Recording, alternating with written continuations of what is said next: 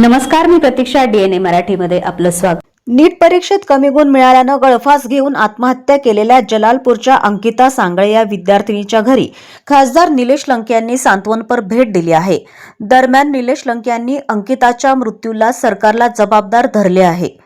अंकिताच्या मृत्यूस जबाबदार असणाऱ्या आणि नीट पेपर फुटी सहभागी असणाऱ्यांवर सदोष मनुष्यवधाचा गुन्हा दाखल करण्याची मागणी निलेश लंके यांनी केली आहे. नीट परीक्षेमध्ये कमी गुण मिळाल्यानं अंकितानं राहत्या घरात गळफास घेऊन आत्महत्या केली. नीट परीक्षेत तिला 166 गुण मिळालेत. मात्र पेपर फुटीच्या आधी जे पेपर झाले होते त्यात तिला चांगले गुण मिळाले होते. या प्रकरणी आता निलेश लंके यांनी कारवाईची मागणी केली आहे. अंकिता सांगळे नावाच्या एका मुलीने आत्महत्या केली. त्या कुटुंबाला आता मी भेटलो.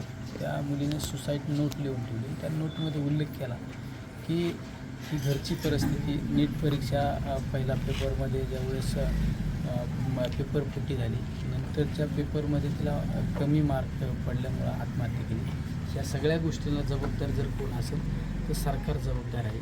नीट पेपरमध्ये ज्यांनी घोटाळा केला ते सर्व लोक जबाबदार आहे. ज्यावेळेस पहिला पेपर नीट फुटी झाली त्यामध्ये तिची ॲन्सर कीवर तिला 350 मार्क होते. आत्ताच्या ह्या दुसऱ्या परीक्षेमध्ये तिला मार्क कमी पडले. 166 त्या डिप्रेशनमध्ये त्या मुलीने आत्महत्या केलेली आहे.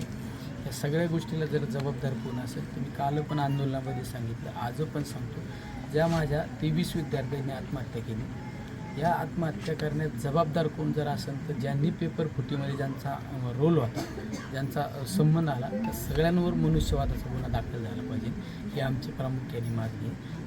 ज्या मुलांनी आत्महत्या केली त्या मुलांना शासनाने भरीव अशी मदत केली पाहिजे. उद्या संसदेच्या अधिवेशनामध्ये सुद्धा हाच प्रश्न पुन्हा त्या ठिकाणी मांडणार आहे. प्रतिनिधी मुंतजीर शेख, DNA मराठी, अहिल्यानगर.